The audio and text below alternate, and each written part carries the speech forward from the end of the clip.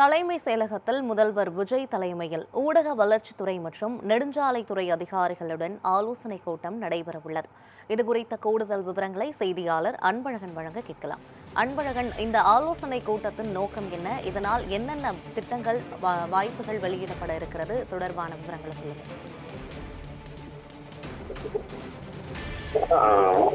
தமிழக நிதிநிலைக்கு இருந்து நல்லதாக சொன்னது வளர்ச்சி தாக்கல் செய்ய வாய்ப்புள்ளதாக கூறப்பட்ட சூழ்நிலை தான் முதலமைச்சர் பிரதிநிதியான ஆலோசனை கூட்டங்கள் நேற்று முதல் தொடங்கி நடைபெற்று வரும்.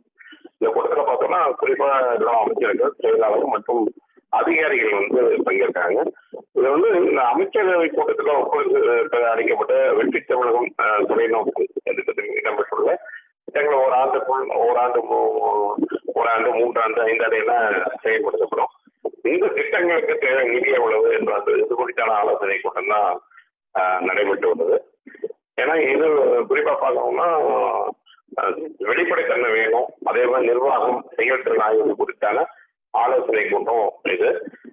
நேற்று நடந்த ஆலோசனை கூட்டம் பார்த்தோம்னா அது குறிப்பா உணவு மற்றும் கூட்டுறவுத்துறை நடைபெற்றது. அதே போல வருவாய்த்துறை நடைபெற்றது. வருவாய்த்துறையை பொறுத்த வரைக்கும் செங்கோட்டையில் வருவாய் நிர்வாகம் மற்றும் பேரிடர் மேலாண்மை ஆணையம் முருகானந்தம் மற்றும் துறை அதிகாரிகள்லாம் கலந்துருந்தாங்க.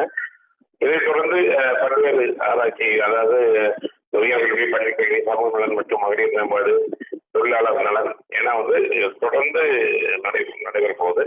இதே போலதான் இன்னைக்கு பார்த்தோம்னா ஊரக வளர்ச்சித்துறை மிக முக்கியமாக பார்க்கப்படும் போவது ஊரக வளர்ச்சி மற்றும் ஊராட்சித்துறை சார்பாக காலையிலையும், மதியம் நெடுஞ்சாலைகள் மற்றும் சிறு துறைமுகங்கள் துறை சார்பாக அந்த அதிகாரிகளுடைய ஆலோசனை கூட்டம் நடைபெறுது.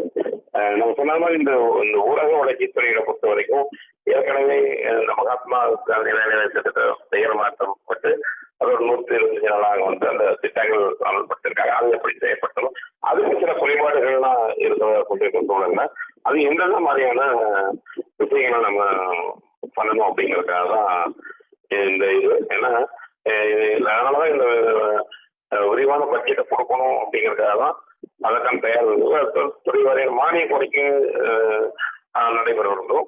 அதற்காக தான் இந்த 2ஆம் தேதி முதல் துறை அதிகாரிகளுடைய முதல்வரோட ஆலோசனை கூட்டம் நடைபெறுது. இவங்க 22ஆம் தேதி பார்த்தோம்னா அந்த அவருடைய முதல்வர் தலைமையிலான அவர் சார்ந்த துறையுடைய ஆலோசனை கூட்டம் நடைபெறும். அதனால அதிகாரிகள் ஒவ்வொரு கூட்டத்திலையுமே அதிகாரிகள் எந்தெந்த மாதிரியான எப்படி செய்யக்கூடாது, அதற்கான நடவடிக்கைகள், திட்டங்களை எப்படி செய்யணும். ஏற்கனவே அவங்க குறிப்பிட்ட திட்டங்கள் எல்லாமே ஒவ்வொரு துறை சார்ந்து பல்வேறு திட்டங்களை சொல்லியிருக்காங்க. அதை எப்படி செயல்படுத்தணும் அப்படிங்கிற மாதிரிதான் இந்த கூட்டம் நடைபெற்று வருது.